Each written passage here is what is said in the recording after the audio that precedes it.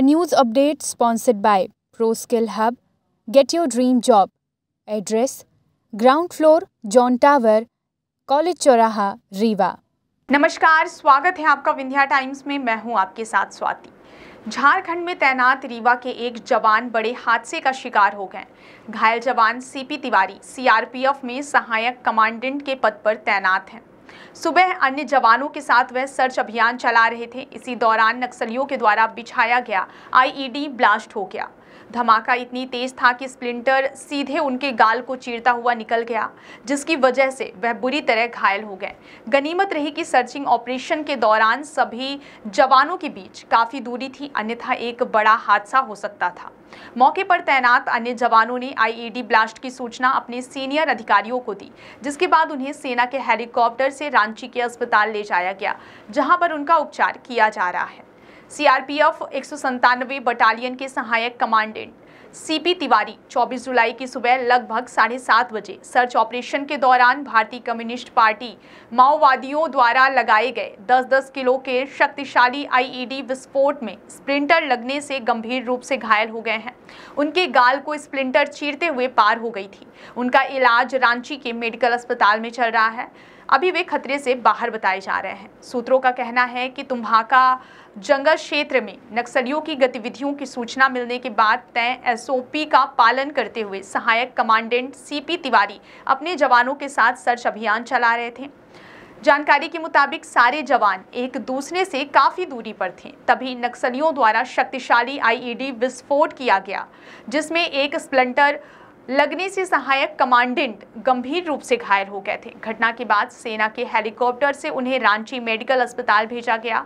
अगर जवान एक दूसरे से अधिक दूरी पर नहीं रहते तो बड़ी घटना घट सकती थी। सहायक कमांडेंट सीपी तिवारी बेहतर कार्यप्रणाली के लिए जाने जाते हैं। जिस इलाके में वह पदस्थ थे, वहां के आदिवासी व मानवता प्रेमी और गरीब ग्रामीणों की सेवा व ग्रामीणों में बढ़ती उनकी लोकप्रियता से घबराकर नक्सलियों ने उन्हें अपना लक्ष्य बनाकर आईईडी विस्फोट किया था, ताकि बड़े नेतृत्वकर्ता को नुकसान पहुंचाया जा सके। सारंडा में वे जब भी नक्सलियों के खिलाफ ऑपरेशन में निकलते थे तो सुदूरवर्ती गांवों में रहने वाले गरीबों से मिलकर यथासंभव उनकी मदद करते और अपनी कुशल व्यवहार से आदिवासियों के दिल में बस जाते हैं।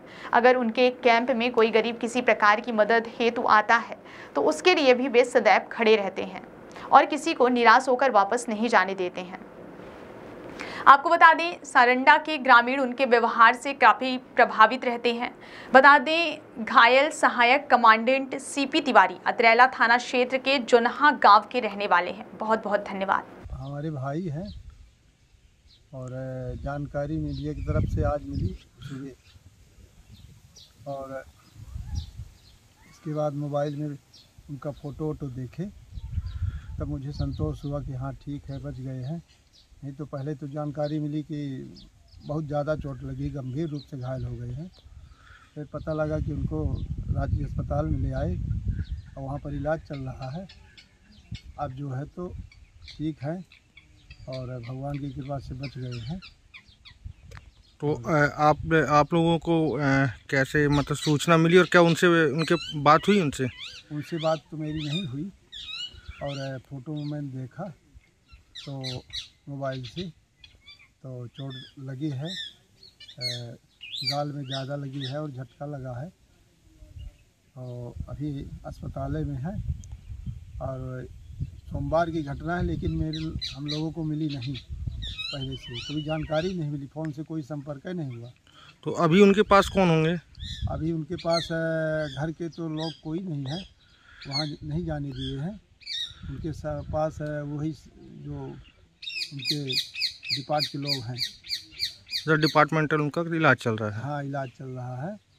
और उनके एक बालक है, वो भोपाल में है, पिताजी भी उनके भोपाल में है, बाल बच्चे सब भोपाल में रहते हैं।